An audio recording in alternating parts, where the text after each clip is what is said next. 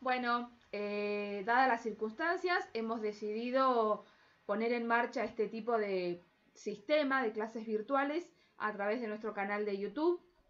Y vamos a empezar con la primera clase de la primera unidad que ustedes tienen para trabajar, ¿qué es la historia? Bien, ahora, cuando hablamos de historia, por lo general nos remitimos a todo lo que tiene que ver con el pasado. Pero no siempre la historia es el pasado de pasado para atrás. Todas las sociedades buscan conocer su pasado para poder construir sus identidades, para poder saber qué pasó, para poder saber de dónde vienen, para poder no repetir errores, para no olvidar, que es una de las cosas más importantes. Tener historia, tener memoria, para no olvidar. Hay gente que se ocupa de llevar a cabo esta tarea, de investigar, de ver, de analizar, que son nada más y nada menos que nuestros historiadores e historiadoras. Los historiadores e historiadoras son personas que se dedican a estudiar el pasado a través de ciertos rastros. Si yo les pregunto a ustedes qué es la historia, seguramente lo primero que se les viene a la cabeza otra vez es todo lo que pasó, para atrás, para atrás lejos. ¿Qué pasó en el Imperio Egipcio? ¿Qué pasó en el Imperio Romano? ¿Qué pasó el hombre de las cavernas? ¿Qué pasó con esa especie de hombre medio mono? Pero lo cierto es que la historia es una ciencia y es una ciencia social. Es una ciencia que sí estudia el pasado a través de los rastros de la actividad humana. Pero no solamente el pasado del hombre de las cavernas.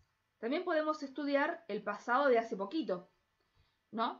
Por ejemplo, podemos estudiar qué ha pasado de enero a esta parte con respecto a esta situación que nos afecta del coronavirus. Y podemos relacionarla con alguna situación que ha vivido la humanidad antes del coronavirus, como por ejemplo la peste negra en el siglo XIV o alguna otra peste que ya ha azotado a la humanidad. Les acabo de decir que la historia es una ciencia. Sí, es una ciencia y es una ciencia social. Es una ciencia, ¿no? Una ciencia. Una ciencia como la física, una ciencia como la química. Pero, ¿por qué es una ciencia? No hacemos experimentos en un laboratorio como lo hace la química. No hacemos experimentos con instrumentos de movimiento como lo hace la física. Pero sí somos ciencia porque tenemos un método de trabajo, una forma de trabajar, una metodología, porque analizamos los hechos para poder generar un conocimiento válido. Por eso somos ciencia, como la física o como la química. Trabajamos no en un laboratorio, o al menos no en un laboratorio de químicos, sino que trabajamos en un estudio de historiadores, analizando lo que pasó para poder generar conocimiento válido. Por eso es una ciencia. Y también dijimos que es social, es una ciencia social. ¿Por qué es una ciencia social? ¿No? Porque justamente su objeto de estudio son las personas en sociedad. Entonces, resumimos, es una ciencia social porque tiene un método de estudio para generar conocimiento y porque su objeto de estudio son las personas en sociedad. Ahora bien, resuelto esto, ¿qué es la historia? ¿No? Y para qué más o menos y cómo estudia, vamos a responder otra pregunta. ¿Para qué sirve? Esta es la pregunta del millón. ¿Para qué sirve la historia? Cuando yo entro al aula y les pregunto a ustedes para qué sirve la historia, por lo general todo el mundo dice para nada. Que es aburrida, que no me gusta, es viejo, que para qué, que no me interesa. Lo cierto es que la historia es una de las ciencias más importantes para nosotros como humanos como sociedad. ¿Por qué? Porque la historia nos permite conocer el origen de nuestras tradiciones, de nuestras costumbres, de lo que hacemos, de lo que no, o porque sí o porque no lo hacemos. Nos sirve para saber cómo vivían las personas en otras épocas y compararlas con cómo vivimos nosotros. Así vamos a conocer sociedades diferentes a la nuestra y ver cómo de a poco se llegó a nuestra sociedad. Nos sirve fundamentalmente, esto es muy importante, para construir nuestra identidad, una identidad, nuestra identidad como persona y nuestra identidad como sociedad, para construir nuestra identidad individual y nuestra identidad colectiva. Nos sirve para tener herramientas para conocer mejor lo que pasó, para comprender lo que pasó y no repetir los mismos errores. En nuestra historia argentina tenemos hechos históricos que los estudiamos mucho y los recordamos mucho para no volver a repetirlos. Mañana 24 de marzo justamente es el día por la memoria, la verdad y la justicia, para que no repitamos esos errores, pero para no repetir errores del pasado, tenemos que conocerlos, tenemos que estudiarlos. Y esto solamente lo logramos a través del estudio de nuestra historia, o de la historia del mundo, porque no pasó solamente en Argentina, pasó en un montón de lugares. Entonces, para no repetir esos errores, nosotros tenemos que estudiar con mucha profundidad nuestro pasado, porque nuestro pasado, el de ayer y el de hace 1000 años, nos construye como personas y nos construye como sociedad. Al analizar este paso de la sociedad a través del tiempo, incluso si entrevistamos a nuestros abuelos o a personas ancianas de nuestro pueblo, de nuestra sociedad que nos rodea, vamos a ver que hay cosas que son muy diferentes a las nuestras. Y vamos a ver otras que no son tanto o tan diferentes. Entonces, en ese análisis, nosotros vamos a ver que nuestra sociedad, la que nos rodea y la que no, la que está más lejos, ha tenido ciertas continuidades. En la historia se ven continuidades, no todo es borro y vuelvo a escribir. Hay muchas cosas que se dan con continuidad. Por ejemplo, la forma de vivir en sociedad. Una vez que se gestó la forma de vivir en sociedad, el hombre dejó de trabajar o de vivir para su autosustento y empezó a vivir y a trabajar en sociedad. Pero también es cierto que se han dado muchos cambios en nuestra sociedad, en nuestra historia, a nivel local, a nivel provincial, a nivel nacional y a nivel mundial. En este momento estamos viviendo un momento de cambios con esta situación de este virus nuevo que se llama coronavirus. Otros cambios han sido las grandes revoluciones. Hemos vivido la revolución neolítica hace miles de años. Hemos vivido cambios como el surgimiento de la escritura, la revolución industrial, la revolución francesa, diversas revoluciones que han marcado un tiempo, un antes y un después, una ruptura. Pero nunca la ruptura esa es total ni se da de un día para otro. Nada es brusco en la historia. Nada se da de golpe. Esto se da de forma gradual. Por eso, después de ese momento marcante, como una revolución, tenemos cambios, porque la sociedad cambia en algún aspecto, y continuidades, cosas que se vienen trayendo del momento antes de la revolución. Yo creo que es algo que le va a pasar a la sociedad mundial luego de que pase la pandemia del coronavirus, ¿no? Que nos está enseñando que la única forma de sobrellevar esta situación es estando todos juntos. Algo que estaba como un poquito relegado. Estábamos viendo siempre por nosotros, para nosotros, con nosotros, y ahora tenemos que ver junto con el otro porque si no no vamos a poder luchar nunca, ni salir nunca de esta pandemia. Ahora bien, hay cambios, hay continuidades, la historia es una ciencia social porque estudia al hombre en sociedad. La pregunta que le sigue es, ¿a quiénes estudiamos? Si agarramos un libro de historia viejo, o no tanto, vamos a ver que tenemos la historia de grandes hombres, Alejandro Magno, Carlomagno, el rey Luis XVI con su Revolución Francesa. En la Argentina tenemos a Manuel Belgrano, a San Martín, a Sarmiento, a Irigoyen, a Perón y un montón de otras personas más. Si ustedes notan, todas las personas que yo nombré son hombres.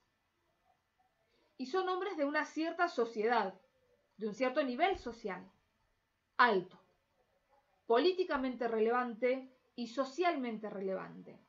Alejandro Magno un emperador, Carlomagno un emperador. Los argentinos que le nombré fueron o presidentes o generales del gran ejército que nos liberó, o un abogado súper relevante como Manuel Belgrano con unas grandísimas ideas para nuestro país. Pero no estoy nombrando nada más que personas de la alta sociedad. Ahora, yo les pregunto, ¿a la historia la hizo solamente Alejandro Magno? ¿O tuvo gente que le ayudó? ¿La hizo solamente Carlomagno? ¿O tuvo gente que le ayudó? ¿Solamente San Martín cruzó los Andes? ¿O hubo gente que le acompañó, le ayudó y le bancó? Lo cierto es que los protagonistas de nuestra historia no son solamente Alejandro Magno, Carlomagno, Julio César, Belgrano, San Martín, Sarmiento, etc. Con el respeto que me merecen como personajes de la historia. Lo cierto es que también en la construcción de esas figuras, como la de Alejandro Magno y etc., hubo otras personas. Hubo campesinos y campesinas. Hubo soldados, esposas de soldados, mujeres que trabajaron. Y esas mujeres, y esos soldados, y esos campesinos, y esas campesinas, no aparecen a veces en los libros. Porque cuando se escribieron en su momento no se les pensaba relevantes, no creían que eran importantes. Hoy, en medio de un movimiento de revisión histórica, podemos decir que los protagonistas de todas las historias, de la nuestra, de la del otro país, de la del mundo, somos todos y todas. Sí, todos y todas. Todos los hombres y todas las mujeres y todas las personas que vivieron en ese momento y que contribuyeron a que Alejandro Magno fuera un super mega emperador, a que Julio César también lo fuera, a que San Martín cruzara los Andes, a que Belgrano peleara en el norte y así sucesivamente. En la historia no solamente hay grandes personajes, esos son los que se escuchan, pero para que esas personas lograran ser escuchadas, fueron acompañadas por personas comunes, como vos y como yo, como nosotros. Campesinos, trabajadores, artesanos y mujeres. También en la historia hubo mujeres, muchas mujeres, cuyo nombre aún no conocemos, pero que sería bueno que los historiadores e historiadoras comenzaran a investigar más. Se conocen muchas y faltan muchas más. Bueno, entonces repasemos, la historia como una ciencia social que nos ayuda a construir nuestra identidad, que tiene un método de trabajo que estudia al hombre en sociedad, en la que se ven cambios y continuidades y en la que todos y todas somos protagonistas. Ahora bien, pasemos a analizar el trabajo propio del historiador, ¿no? ¿Qué hace el historiador? El historiador se dedica básicamente, y la historiadora, a estudiar la historia. Pero ¿cómo lo hace? Lo hace con un método de trabajo muy estructurado. Se elige un tema, se elige un objetivo, se elige una forma de analizar, se eligen conceptos básicos. Todo eso conforma la metodología de trabajo del historiador y la historiadora. En el medio de ese movimiento para poder lograr su trabajo el historiador, también elabora, la mayoría de las veces, algo que se llama hipótesis. Porque el historiador planteó un tema y un problema. Y a ese problema el historiador le va a poner una hipótesis. ¿Qué es una hipótesis? Una hipótesis es una posible respuesta a ese problema planteado que puede ser cierta o no. ¿Cómo va a ser el historiador y la historiadora para saber si esa hipótesis es cierta o no? Durante todo el proceso de investigación va a lograr dilucidar, ver si esa hipótesis es real o no. Si es real, estupendo, estuvo en lo acertado en su respuesta al problema, y si no, si es falsa, tiene que volver sobre su trabajo y investigar otra vez, trabajar otra vez, plantearse otra hipótesis y así sucesivamente. El historiador trabaja con ciertas herramientas, así como el químico trabaja en el laboratorio con sus frasquitos y sus líquidos y el fuego y etcétera. El historiador trabaja con una herramienta muy importante, muy importante, que son las fuentes. No la fuente de la cocina, fuentes. ¿Qué son las fuentes? Las fuentes son herramientas que nos ayudan a analizar la situación. Tenemos dos tipos básicos de fuentes. Las fuentes primarias, que son las obtenidas de primera mano, por ejemplo, una entrevista, o si tenés la suerte de ir a un asentamiento donde haya restos, un resto que recién se haya encontrado, ¿no? Un resto material. Y la otra son fuentes secundarias, que es algo así como el análisis de una fuente ya editada. Las fuentes primarias son fuentes inéditas y las fuentes secundarias son fuentes analizadas ya editadas. Tenemos dentro de estas fuentes un montón de tipos de fuentes. Tenemos fuentes audiovisuales, como las películas. Tenemos fuentes materiales, como los restos materiales. Por ejemplo, si vienen historiadores dentro de 1000 años, van a encontrar un mate. Eso es una fuente material. Podemos encontrar nosotros acá en La Pampa mucho flechas que usaban los indígenas para cazar, o algún resto de algún utensilio de cerámica, por ejemplo. Eso también es material. Tenemos fuentes escritas, que son son los documentos, los libros, los documentos de gobierno. Eso también es una fuente escrita. Si vienen, cuando pase todo esto, ¿no? Al Archivo Histórico Provincial van a encontrar fuentes escritas que no se van a imaginar nunca que existen. Tenemos el Archivo del de la Arena, también, que tiene unas fuentes escritas muy geniales. En el Archivo Histórico Provincial tenemos los archivos del Poder Judicial, los archivos de gobierno, de Casa de Gobierno, desde que la provincia surgió, ¿no? Hay otro tipo de fuentes que son las gráficas y artísticas. Son las fuentes, las fotos, los cuadros, dibujos, y en el caso de cosas más antiguas, las pinturas rupestres, por ejemplo. y un montón más. Tenemos fuentes orales también. Las fuentes orales son en su mayoría las entrevistas y algún otro relato que podamos encontrar, pero ya son un poco más recientes. Bien, al historiador, además de ayudarles las fuentes, también lo ayudan otras ciencias que son muy importantes para poder construir su conocimiento válido como científico. ¿Cuáles son esas ciencias que tanto lo ayudan y que son tan importantes? Tenemos un montón, voy a nombrar algunas.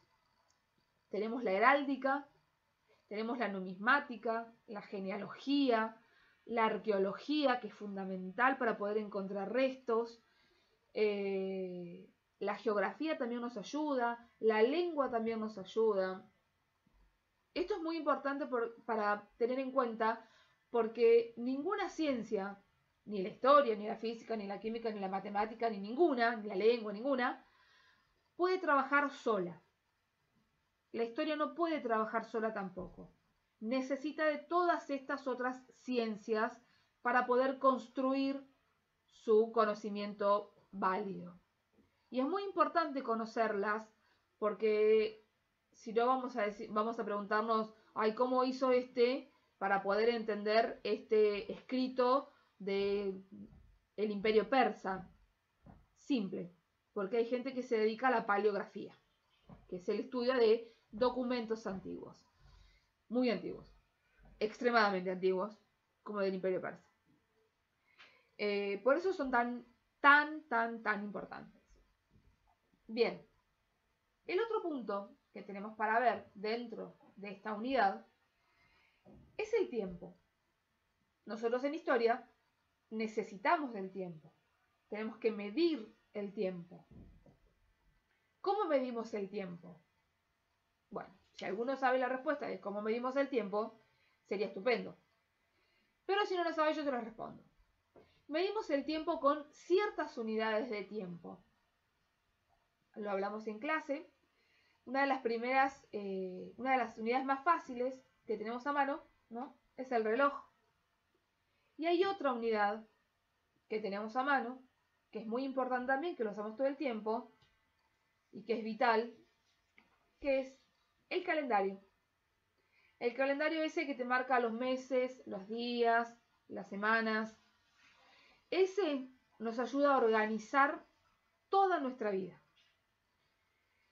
Y el calendario que nosotros tenemos, se llama calendario gregoriano y tiene 365 días, 366 si es bisiesto, y está dividido en 12 meses y a su vez en semanas y días de 24 horas y así sucesivamente. Ahora bien, para poder nosotros estudiar la historia, necesitamos un punto que nos organice, porque tenemos miles de millones de años para poder estudiar. El punto que se decidió hace mucho tiempo para poder organizar la historia es el nacimiento de Cristo. Sí, el nacimiento del Señor Jesucristo. Acá se nota la gran influencia de la Iglesia Católica para poder decidir qué es importante y qué no. Entonces se planteó, en lo que se cree el momento en el que nació Jesucristo, organizar a partir de ahí la historia antes de Cristo y después de Cristo. Por ejemplo, la escritura surgió 3000 años antes de Cristo. Y nosotros estamos viviendo en el año 2020 después de Cristo. Ya cuando volvamos y repasemos esto, vamos a hacer un trabajo escrito con respecto de antes y después de Cristo para que ustedes lo puedan comprender. Otra forma de poder analizar el tiempo, otra herramienta en realidad que tenemos para organizar el tiempo, tiene que ver con el análisis de los hechos, de los sucesos, de las cosas que pasan. El historiador y la historiadora pueden verlos de dos formas de acuerdo al análisis que estén haciendo. Pueden hacer un análisis diacrónico de la historia y un análisis sincrónico de la historia. Depende de su objetivo, depende el problema que se hayan planteado, depende de su metodología, depende de lo que quieran lograr, depende del conocimiento que ellos quieran tener, van a hacer un análisis diacrónico o sincrónico de la historia. Entonces, yo les dije diacrónico. Ahora, ¿qué significa que es diacrónico? Diacrónico significa que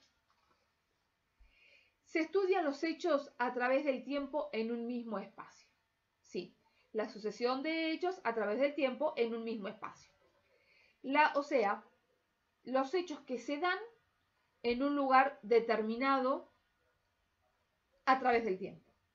Sería algo así como que nosotros vamos a estudiar la historia de Riglos en los últimos 100 años.